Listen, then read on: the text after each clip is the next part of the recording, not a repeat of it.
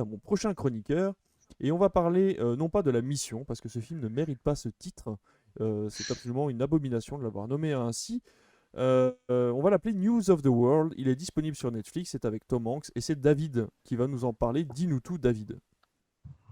Et je commencerai juste par faire une petite parenthèse sur ce que disait Comic Eater juste avant. C'est vrai que la tapisserie de Bayeux, moi qui ai fait mes études dans le Calvados, à Caen, c'est vraiment quelque chose d'absolument incroyable d'un point de vue historique. Et enfin, c'est largement mérité sur son patrimoine mondial de l'UNESCO. Donc, si vous voulez visiter la France, visitez le Calvados, parce qu'il faut rappeler que très rapidement que c'est par là que sont arrivés les Vikings, donc c'est pas pour rien si Oui, forcément. les Vikings qu'on appelait les Normands, c'est d'ailleurs eux qui ont donné leur nom à la Normandie, qui s'appelait la Neustrie auparavant. Enfin bref, on va pas faire de cours d'histoire, mais c'est vraiment splendide à voir. Donc je suis très content qu'il ait évoqué cette tapisserie qui est absolument incroyable à Bayeux. Là, on va traverser du coup l'Atlantique et on va aller faire un tour aux États-Unis, donc avec News of the World, qui est le titre de ce film de Paul Greengrass. Paul Greengrass, oui, je sais, oui, c'est ça. Oui, Greengrass, ouais, Greengrass, ouais. j'oublie. Alors, c'est un petit top. C'est un petit top. J'ai hésité longtemps à le mettre ou non. Et puis, je l'ai vu il y a environ une semaine. C'est une nouveauté Netflix. C'est un film Universal qui aurait dû sortir en salle dans le courant de l'année dernière. Bon, malheureusement, vous n'êtes pas sans savoir que les salles de cinéma sont fermées pour un moment. Et du coup, je l'ai découvert la semaine passée. Je dis petit top parce qu'il y a d'abord pas mal de petites choses qui m'ont refroidi dans ce film. À commencer par au début, je peux dire parce que j'ai changé d'avis après au fur et à mesure du film, mais au début je trouvais qu'il y avait pas mal de plans de drones, que ça faisait pas, on avait vraiment l'impression d'acteurs qui tournaient dans le désert américain plutôt que d'avoir l'impression, comme c'était le cas dans les westerns de Sergio Leone et consorts, de voir vraiment quelque chose De qui se terre à passait terre. à l'époque. Voilà, c'est-à-dire que là, ça faisait vraiment film, studio, etc. au début du film. Et puis petit à petit, j'ai trouvé qu'il y avait des plans absolument magnifiques, notamment un qu'on aperçoit dans la bande-annonce où Tom Hanks est avec la petite fille qu'il doit emmener, où il se repose le soir au coucher du soleil. Il y avait des plans absolument magnifiques.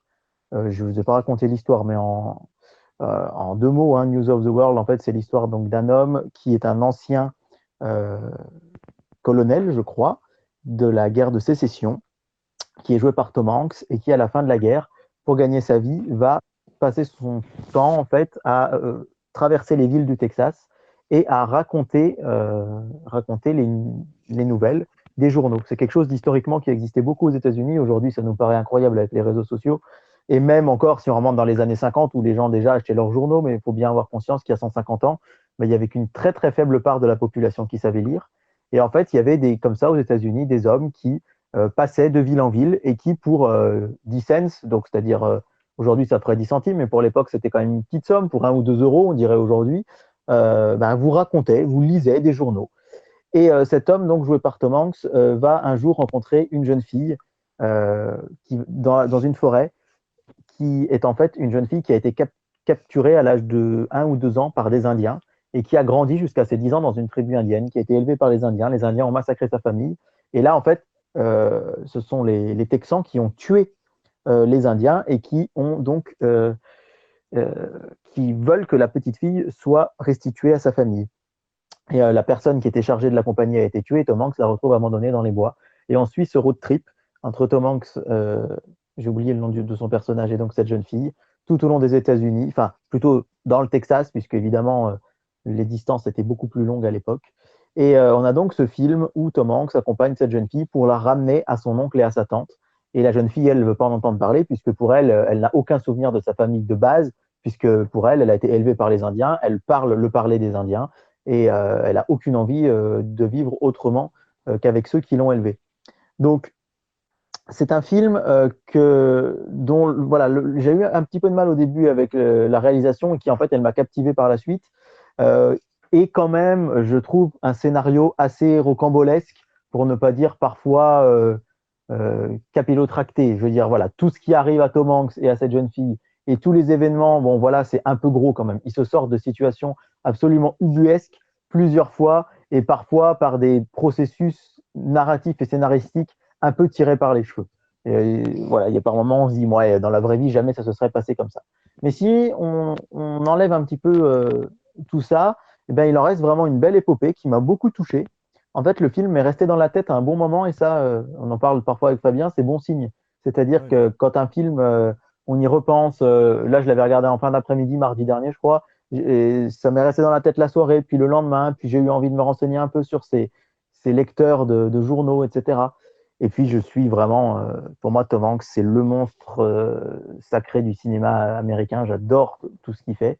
Et je trouve aussi qu'il faut vraiment saluer le travail de Paul Greengrass, qui est un grand réalisateur dont on Rapidement sur parle la... trop peu, je trouve.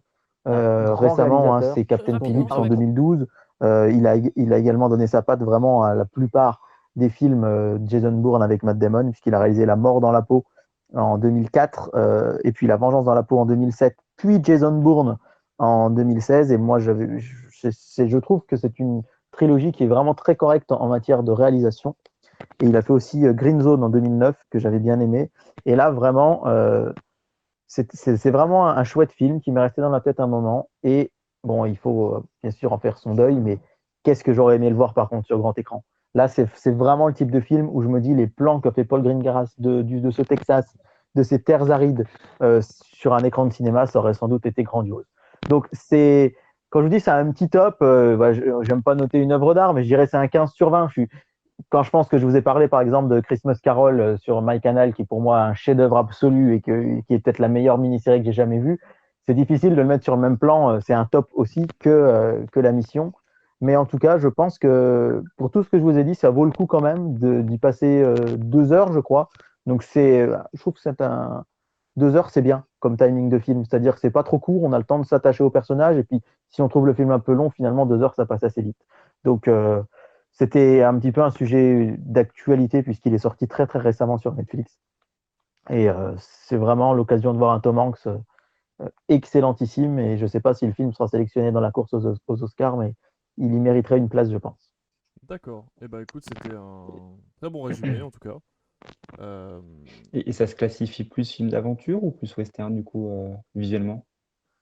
C'est difficile à dire parce que finalement, qu'est-ce qu'un western? Si on prend le western d'un point de vue stricto sensu historique, ça se passe vraiment pendant la période de la conquête de l'Ouest, juste après la Mhm. guerre de sécession, fin des années 1870. Après, c'est pas un western, on peut pas dire qu'il y ait des. Enfin, il y a des batailles à pistolet, mais enfin bon, c'est vraiment un mi-chemin entre les deux. Tu vois, j'aurais vraiment D'accord. des difficultés à le mettre dans une case, en fait. C'est ce que semble dire la bande-annonce en tout cas. Donc c'est pour Ouais, ça que je me posais la question. c'est un peu des deux, tout à fait.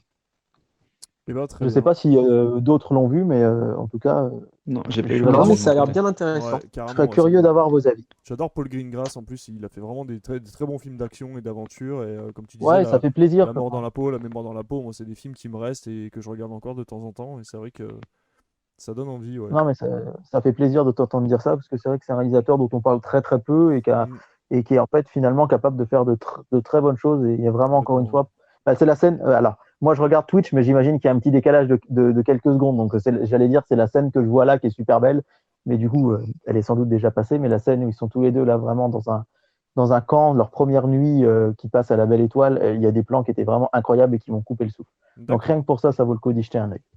Et ben on y regardera. Surtout qu'il faut prendre encore en compte, comme tu disais au début, que c'est un film qui était destiné au cinéma. Et il n'a pas été entièrement financé par Netflix. Donc ce n'est pas un budget Netflix, c'est un budget Universal avec ce que ça Ouais, implique en tout à fait. costume et en moyens donnés pour aller filmer directement sur place. Donc Et n'hésitez pas à on aller regarder parlait ça. du titre du film qui a été changé. C'est pas Netflix qui a changé le titre, hein. C'était bien Universal de Oui, base qui oui, devait oui, l'appeler. pardon. Oui, oui, bien sûr, je pense Et voilà, qu'Universal. ça a été un petit coup de gueule pour moi sur les réseaux sociaux cette semaine parce que enfin, tu l'as très bien résumé quand tu m'as répondu. News of the World, je trouve bah, les nouvelles du monde, c'est comme ça qu'il appelle sa petite entreprise, si on peut dire ça. Ça a un petit côté poétique super chouette, je trouve, et appeler ça finalement la mission, alors qu'en fait c'est une mission plus ou moins parce que on lui demande, l'armée lui dit, bah, celui qui l'accompagne, accompagnez-la, mais c'est pas vraiment une mission, il le fait de bon gré parce qu'il veut aider cette petite fille. Donc, je trouve que c'est vraiment un titre qui fait. Tu as très bien résumé quand tu disais, on a l'impression que c'est le transporteur, tu vois, la mission. Mm. Alors qu'en fait, je trouve que ça donne pas une image du film, l'image que le film mérite. Ça décale le curseur de l'histoire en fait, c'est ça le truc. On va directement. Bon, on va rester sur les dernières sorties du coup Netflix, mais cette fois-ci un film qui sera sorti au cinéma.